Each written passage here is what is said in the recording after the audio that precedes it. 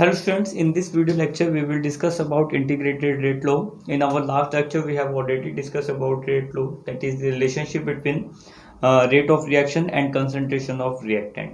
In this lecture we will particularly discuss about integrated rate law for zero order reaction and first order reaction.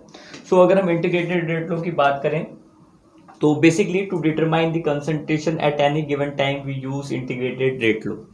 तो किसी भी एक given time पे अगर हमको रिएक्टेंट का कंसंट्रेशन फाइंड आउट करना है तो इंटीग्रेटेड रेट लो की हेल्प लेते हैं.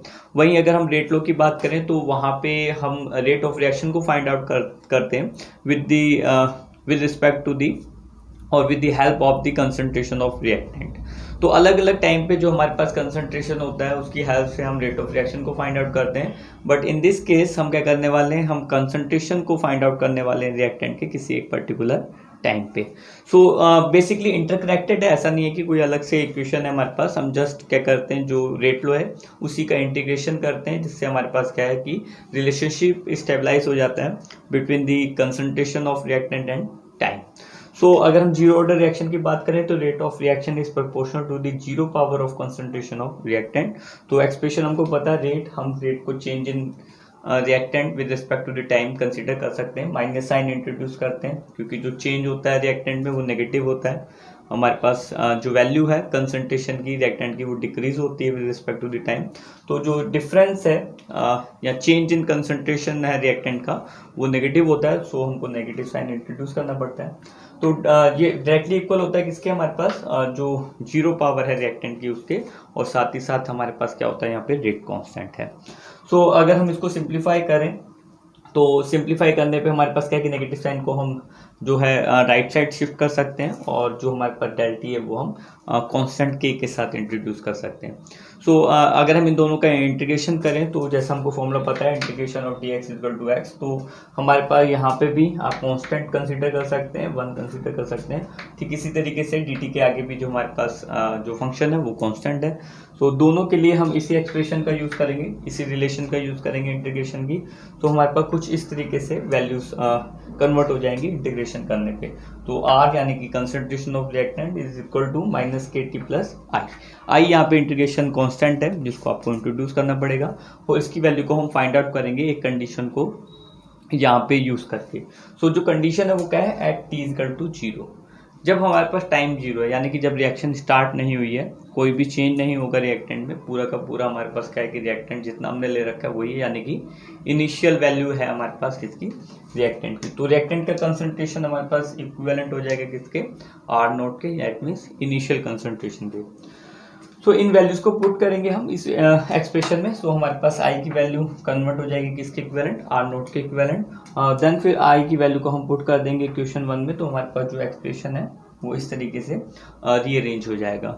सो यही जो एक्सप्रेशन है हमारे पास वो आप देख सकते हैं, सिंपल हमारे पास रिलेशनशिप है रिएक्टेंट के कंसंट्रेशन के रिगार्डिंग, और किस पे डिपेंड कर रहा है, टाइम पे और इनिशियल कंसंट्रेशन पे. सो अगर हमारे पास इनिशियल कंसंट्रेशन की वैल्यू अवेलेबल है और हमारे पास रेट कांस्टेंट पता है हमको उस पर्टिकुलर रिएक्शन के लिए, तो हम डिफरेंट टाइम पे क्या कर सकते हैं, आर की वैल्यू को फाइंड आउट कर सकते हैं. साथ ही साथ अगर आप देखें इस इक्वेशन को तो ये स्ट्रेट लाइन की इक्वेशन के साथ आप इसको कंपेयर कर सकते हैं. सो अगर हम इसको स्ट्रेट लाइन की इक्वेशन के साथ कंपेयर करें तो हमारे पास ये y कोऑर्डिनेट हो जाएगा, ये हमारे पास स्लोप हो जाएगा, ये x कोऑर्डिनेट हो जाएगा और ये हमारे पास इंटरसेक्शन हो जाएगा. तो इसको हम प्लॉट कर सकते हैं कुछ इस तरीके से.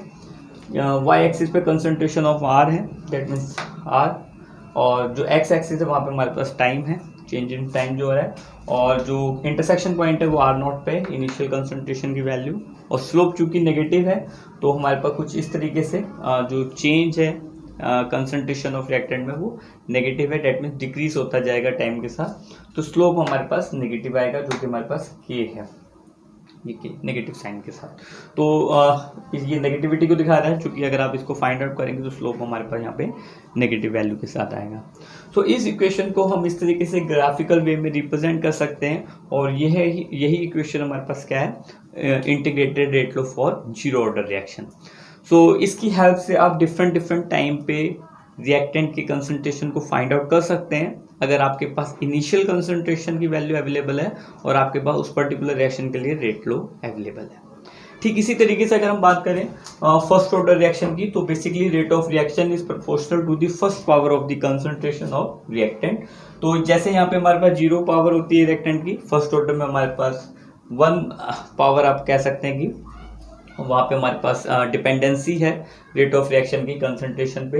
तो ठीक इसी तरीके से -dr/dt इक्वल टू kr, इसको फिर से सिंप्लीफाई करेंगे। चूंकि इंटीग्रेशन करना है तो सेम टर्म्स को सेम साइड कोशिश करेंगे शिफ्ट करने की, अगर हम रीअरेंज कर सकते हैं तो यहाँ पे हमने रीअरेंज किया, r को लेफ्ट साइड लेके गए हैं, dt को राइट साइड लेके गए हैं, और फिर से हमने क्या किया, दोनों तरफ इंटीग्रेशन किया। बट यहाँ पे थोड़ा सा जो रिलेशन है इंटीग्रेशन का वो अलग यूज़ किया हमने। या हम ये कहेंगे कि जो पहले वाला था वो यहाँ पे नहीं लग पाएगा, यहाँ पे एक अदर रिलेशन की हमको रिक्वायरमेंट है। तो वो क्या है, इंटीग्रेशन dx/x। तो इंटीग्रेशन dx/x की वैल्यू है ln x log x यानी कि, और इसी को हम यूज करेंगे यहाँ पे। तो इसके लिए ये वाला एक्सप्रेशन यूज हो जाएगा, और यहाँ पे फिर से कांस्टेंट है, तो जो भी हमने पहले यूज किया था dx equal to integration of dx equal to x, उसी को यूज करेंगे। तो log r equal to -kt plus i। So i यहाँ पे फिर से क्या है हमारे पास, इंटीग्रेशन कांस्टेंट, और इंटीग्रेशन कांस्टेंट की वैल्यू को फाइंड आउट करेंगे एक पर्टिकुलर कंडीशन को यूज करके। So again t equal to 0 use किया है, और t इक्वल टू 0 पे हमारे पास r इक्वल टू r0 होगा, इनिशियल कंसंट्रेशन के बराबर होगा। वैल्यूज को पुट करेंगे, वैल्यूज को पुट करने पे हमारे पास जो i की वैल्यू है वो log r0 है, r0 को पुट कर देंगे इक्वेशन सेकंड में इसमें, और इस तरीके से हमारे पास कुछ कन्वर्ट रीअरेंजमेंट हो जाएगी इस एक्सप्रेशन की, और फिर से टर्म्स को सिंप्लीफाई करेंगे। यहाँ पे एक और हमने लॉग की रिलेशन का यूज़ किया है, ln x minus ln y equal to ln x over y, यानी कि log x minus log y equal to log x over y हमारे पास रिलेशनशिप है। तो ln r0 को जब हम लेफ्ट साइड लेके जाएंगे तो माइनस साइन इंट्रोड्यूस करेंगे, कुछ इस तरीके से कन्वर्ट हो जाएगा यहाँ पे टर्म। तो हमने डायरेक्टली क्या कर दिया, यहाँ पे ln r ओवर r0 को यूज़ किया equal to -kt। Then again k के रिस्पेक्ट में पूरी एक्सप्रेशन को कन्वर्ट कर सकते हैं, और k के रिस्पेक्ट में कन्वर्ट करने के बाद ln को log बेस 10 में कन्वर्ट कर लेंगे, तो 2.303 आपको यूज़ करना पड़ेगा। तो इस तरीके से हम एक्सप्रेशन को कर सकते हैं। और देन अगर आप इसको और again log r0 over r के बेसिस में रीअरेंज करना चाहते हैं तो वैसे भी कर सकते हैं, जैसे भी आप इसको रीअरेंज करना चाहें।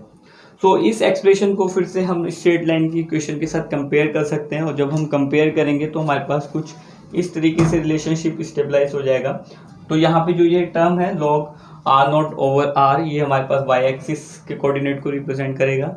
ठीक इसी तरीके से जो t है वो हमारे पास x एक्सिस का कोऑर्डिनेट है। तो चूंकि इंटरसेक्शन हमारे पास कुछ भी नहीं है यहाँ पे, तो जो पॉइंट हमारे पास होगा लाइन का वो इंटरसेक्शन पॉइंट 0 हो जाएगा, और जो स्लोप हो जाएगा वो k ओवर 2.303 हो जाएगा। तो इस एक्सप्रेशन को ग्राफिकल वे में इस तरीके से हम रिप्रेजेंट कर सकते हैं। सो ये ही इक्वेशन हमारे पास क्या है, integrated rate law for the first order reaction.